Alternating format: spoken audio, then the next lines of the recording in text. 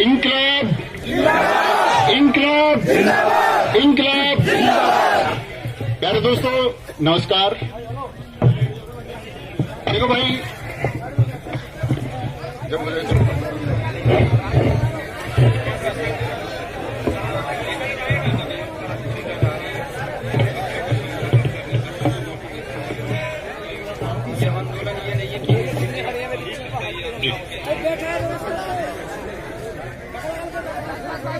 एक बार सारे साथी अपने दोनों हाथ उठा के बता देंगे कि मेरी आवाज पिछली पंक्ति तक भी पहुंच रही है।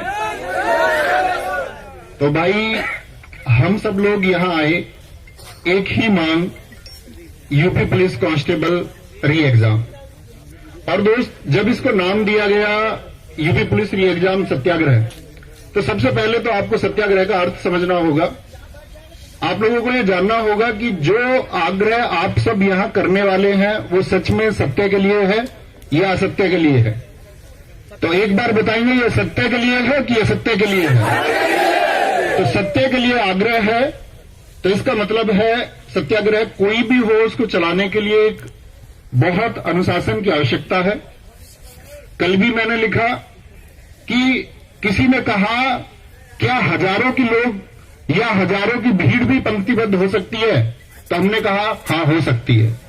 तो सबसे पहले तो इसका एक सर्वश्रेष्ठ नमूना हम यही दिखाएंगे कि अभी आपके सामने जो पहला छात्र बैठा हुआ है उसके पीछे सब पंक्तिबद्ध हो जाएंगे, पहले छात्र के पीछे, ताकि बीच में एक पंक्ति रहे कि आपको किसी को पीछे से निकल के आगे आना है तो वो आगे आ पाए, और आगे से निकल के किसी को पीछे जाना है तो वो जा पाए। बीच वाली ये जो पंक्ति है, हमारे जितने भी साथी या जितने भी मीडिया बंधु होंगे उन सबके लिए एक बीच की पंक्ति आप छोड़ दीजिए। बीच में लगभग 2 से 3 फीट का एक रास्ता छोड़ दीजिए। प्यारे भाई, आप सब लोगों से हाथ जोड़ के रिक्वेस्ट है, बीच वाली पंक्ति छोड़ देंगे और सब लोग एक दूसरे के सिर से सिर मिला के बैठेंगे। देखो भाई, ऐसा नहीं है कि आप लोगों को आज ही बैठना है, ऐसा नहीं हो सकता कि आपको आज और कल बैठना है। हो सकता है आपको 10 दिन बैठना हो, तो अनुशासन और व्यवस्था से बैठ पाएंगे तो ही ये संभव हो पाएगा। बीच वाली पंक्ति अभी भी खाली नहीं हुई है, तो जिस तरह यदि आप हमारी बात नहीं मानेंगे तो मुझे नहीं लगता कि आप किसी की बात भी मानोगे, और किसी की बात नहीं मानोगे तो कुछ होने वाला है नहीं। भाई, मैं अपनी भाषा में बोलूं, मफलर बांधे बैठा साइड में क्यों ना हो, ये बीच वाली लाइन छोड़ दो प्लीज। ऐसा कुछ नहीं है भाई, आप आगे बैठेंगे तो आपकी कोई प्रेजेंस जाएगी, उसका कोई अर्थ नहीं है, क्योंकि सब लोगों की एक ही डिमांड है कि परीक्षा फिर से होनी चाहिए। और परीक्षा फिर से क्यों होनी चाहिए?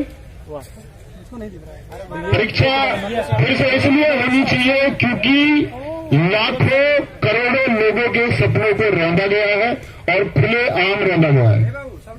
घंटों पहले परीक्षा देके, घंटों पहले प्रश्न पत्र देके उन सारे छात्रों को जिन्होंने 4 वर्षों तक निरंतर मेहनत की, ऐसे बहुत सारे छात्र उस रेस में उनसे आगे निकल गए जिनको 4 घंटे पहले पेपर मिल गया।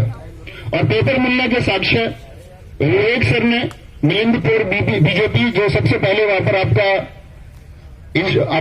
ट्विटर पर उन्होंने शेयर किया, विवेक सर ने सबसे पहले आप लोगों को इसके बारे में अपडेट किया, अरुण सर्विस ने उन्होंने अपने टेलीग्राम पर अपडेट किया।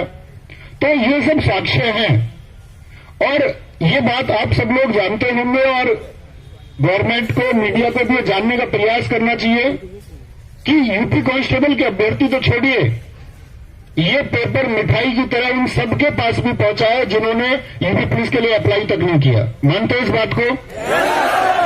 ये पेपर हम पढ़ाने वाले अध्यापकों तक भी पहुंचा है और गांव देहात के एक अनपढ़ व्यक्ति तक भी ये पेपर पहुंचा है जिसका पेपर से कोई वास्ता नहीं है। तो ये मांग साथी या किसी भी प्रकार का लॉलीपॉप या किसी भी प्रकार का बहाना मेरे द्वारा, अन्य किसी के द्वारा, या कोई एक झूठा आश्वासन आपको बीच में, आपके इस संघर्ष के रास्ते के बीच में यदि दिया जाता है तो आप क्या उस लॉलीपॉप को स्वीकार करेंगे? हमको इसके लिए मांग तब तक बरकरार रखनी है जब तक एक ऑफिशियल स्टेटमेंट आपका भर्ती बोर्ड की साइट पर या गवर्नमेंट के द्वारा या किसी जो पीठासीन व्यक्ति है उनके द्वारा कोई स्टेटमेंट आए और एक आश्वासन दिया जाए कि हां, ये मानना पड़ेगा कि भर्ती में धांधली हुई है, और धांधली नहीं, ये अत्याचार हुआ है। एक छात्र जिसके सपने हैं